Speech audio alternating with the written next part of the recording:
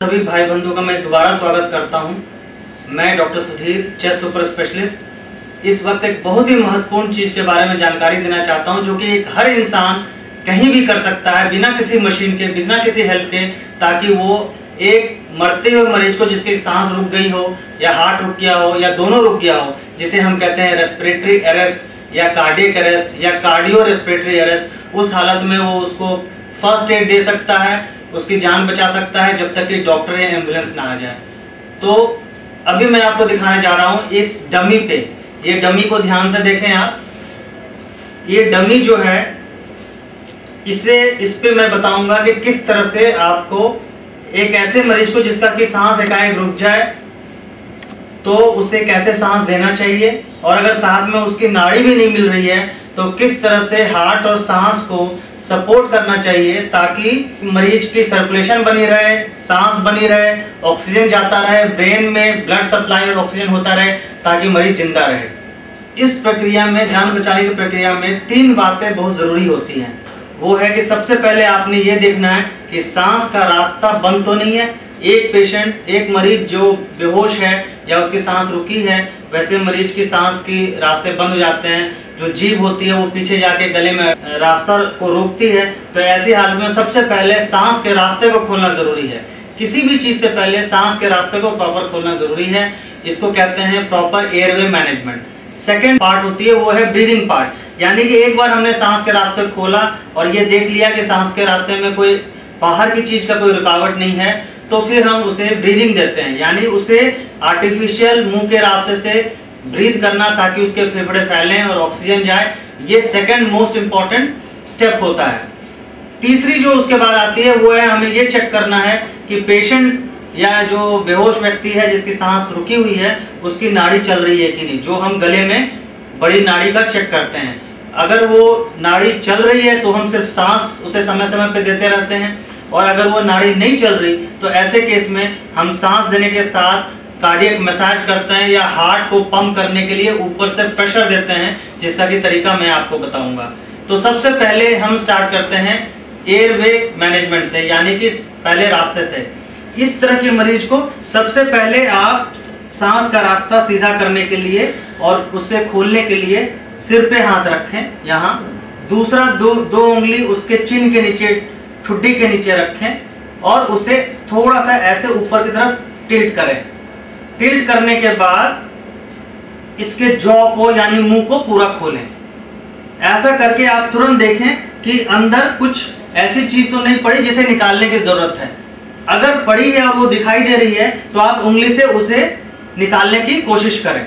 अगर अंदर कुछ भी पड़ा हुआ नहीं दिखाई दे रहा तो आप सबसे पहले उसके पास झुकें, अपने कान को उसके नाक के पास ले जाएं और देखें कि सांस ऊपर नीचे हो रहा है या नहीं। साथ में हवा को फील करें अपने गाल पे कि क्या उसके मुंह से हवा निकल रही है, और तीसरी चीज कान से सुनने की कोशिश करें कि हवा अंदर और बाहर जाने की कोई आवाज आ रही है कि नहीं। अगर ऐसा कुछ भी नहीं हो रहा तो इमीडिएट आपने उसके बाद इसको आर्टिफिशियल सांस मुंह के रास्ते से देना है, जो कि मैं अभी करके बताऊंगा। अब आप देखें कि कैसे आर्टिफिशियल सांस देना है। रास्ता खोलें, थोड़ा सा पीछे की तरफ करें, उंगली से इसको गले को ऊपर करें, फिर मुंह खोलें, मुंह पे अपने लिप्स को एयर टाइट सील करें और एक लंबी सांस अंदर फूकें।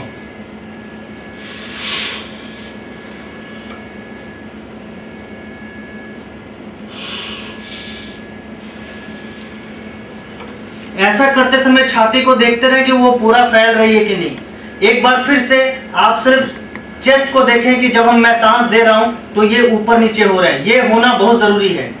फिर से देखें।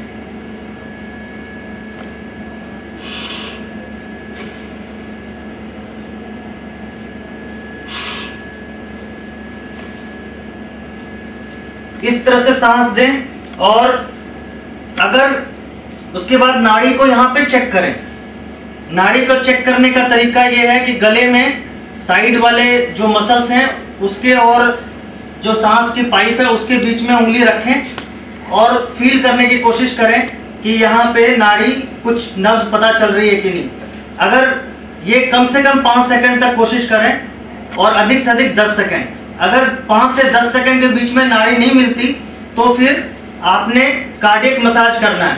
अगर नाड़ी मिल जाती है तो आपने सिर्फ सांस जो है हर 6 सेकंड पे एक सांस पेशेंट को देते रहना है। अब मैं आपको ये बताऊंगा कि अगर नाड़ी नहीं मिल रही तो कार्डियक मसाज कैसे किया जाता है, ये मैं अब आपको बताऊंगा।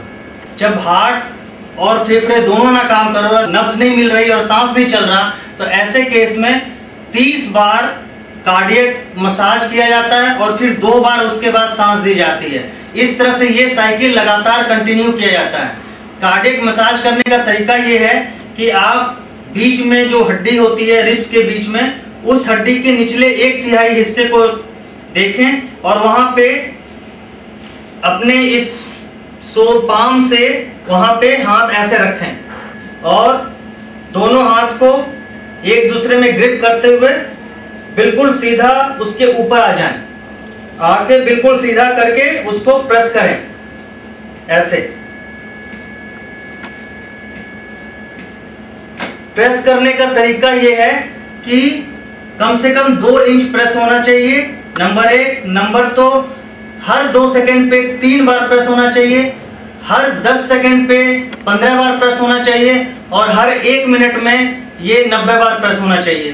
तो इस स्पीड से आपने इसको प्रेस करना है। देखें जरा, 1 2 3 4 5 6 7 8 9 10 11 12 13 14 15 16 17 18 19 20 21 22 23 24 25 26 27 29 30। अब तुरंत जो है 30 साइकिल के बाद इसको 2 सांस दें। फिर से ये खोलें, मुंह ऐसे करें,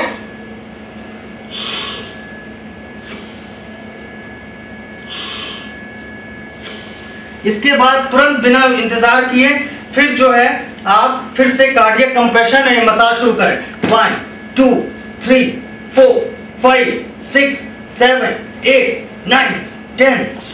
इस तरह से ये साइकिल जो है 30 बार कार्डियक मसाज, 2 बार सांस, 30 बार कार्डियक मसाज, 2 बार सांस। इस तरह से टोटल 5 बार करें लगातार, अगर पेशेंट की पल्स और ये नहीं मिल रही है। बीच में आप बिल्कुल ये जानने की कोशिश ना करें कि पल्स आई कि नहीं, पेशेंट को सांस आया कि नहीं, होश आया कि नहीं। जब तक 5 साइकिल 30 और 2 30 मसाज और 2 सांस, जब तक इसके 5 साइकिल ना हो तब तक आप कुछ और जानने की कोशिश ना करें। 5 साइकिल पूरा होने के बाद आप फिर से उसकी सांस को एसेस करें और साथ में उसके नब्ज को देखने की कोशिश करें। अगर नब्ज मिल जाती है तो फिर कार्डियक मसाज करने की जरूरत नहीं है, आपने सिर्फ सांस देते रहना है और नब्ज पे ध्यान रखना है। अगर नब्ज नहीं मिलती तो फिर से यही चीज दोबारा फिर से शुरू करना है 5 साइकिल तक। फिर नेक्स्ट 5 साइकिल के बाद ही आपने सांस का देखना है, नब्ज को देखना है। इस दौरान आपने एक्टिवेट करना है, इसके पहले ही आपके कोई साथी या किसी के थ्रू आपने इमरजेंसी को कांटेक्ट करना है या डॉक्टर को कांटेक्ट करना है ताकि तब तक ये डॉक्टर आ जाए। तो ये एक सिंपल प्रोसीजर है जो आप अपने रिश्तेदार, फ्रेंड या किसी भी पड़ोसी या समाज में किसी भी व्यक्ति को कहीं भी उसकी जान बचा सकते हैं और अस्पताल तक ले जाने में मदद कर सकते हैं। Okay, now you know the basics of mouth-to-mouth breathing. It's a quick, effective way of providing oxygen to a victim. However, as mentioned previously, you and Sally are healthcare professionals. As such, you're required to use standard precautions whenever there is exposure to blood or other bodily fluids, like saliva. These precautions include using barrier devices, such as a face mask. A face mask usually has a one-way valve and diverts exhaled air away from the rescuer. There are different sizes for adults, children, and infants, so make sure you're using the appropriate size for a victim. The mask should only cover the victim's mouth and nose. It should not extend over the victim's eyes. Okay, here's your chance to try mouth-to-mask breathing. You should already be in position to practice. Once again, practice along with the video and make sure you see the chest actually rise with each breath you give. We'll practice 5 sets of 2 breaths together. You ready? Here we go. Kneeling next to the victim, place the mask on the victim's face, using the bridge of the nose as a guide for correct position. Seal the mask by placing the index finger and thumb of your hand closest to the top of the victim's head along the border of the mask. Place the thumb of your other hand along the lower margin of the mask. Open the airway using a head tilt chin lift. Press the mask down and lift the jaw to hold the mask tightly against the face, and give 2 breaths while watching for chest rise. Each breath should be delivered over 1 second. Of one hand on the center of the bare chest between the nipples. Then put the other hand on top of the second. Make sure the long axis of the heel of your hand is on the breastbone to reduce the chance for rib fracture. Your shoulders should be right over your hands and your elbows should be straight. Either extend or interlace your fingers to keep them off the victim's chest. You're going to push straight down on the victim's chest, ensuring that you're pushing directly on the breastbone. For adults and children that have reached puberty, you'll press down 1.5 to 2 inches. After each compression, let the chest come back to its normal position, ensuring full chest recoil. This allows blood to flow into the chest and heart. Perform 3 sets of 30 compressions at the rate of 100 per minute, counting out loud as you press. Are you ready? Here we go. 1, 2, 3, 4, 5, 6, 7, 8, 9, 10, 11, 12, 13, 14, 15, 16, 17, 18, 19, 20, 21, 22, 23, 24, 25, 26, 27, 28, 29, 30. Now let's take a look at a complete sequence of CPR with the initial assessment, followed by cycles of compressions and breaths. Now watch carefully, because you'll get a chance to practice all these steps together soon. Look.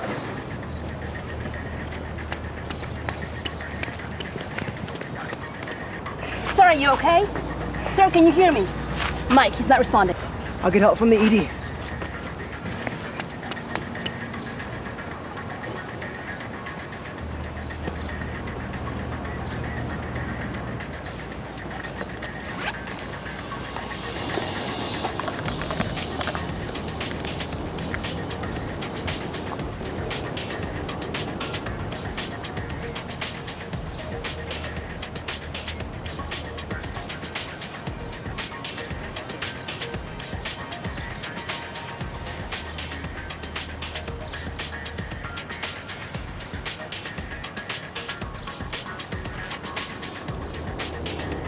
One, 2, 3, 4, 5, 6, 7, 8, 9, 10, 11, 12, 13, 14, 15, 16, 17, 18, 19, 20, 21, 22, 23, 24, 25, 26, 27, 28, 29, 30.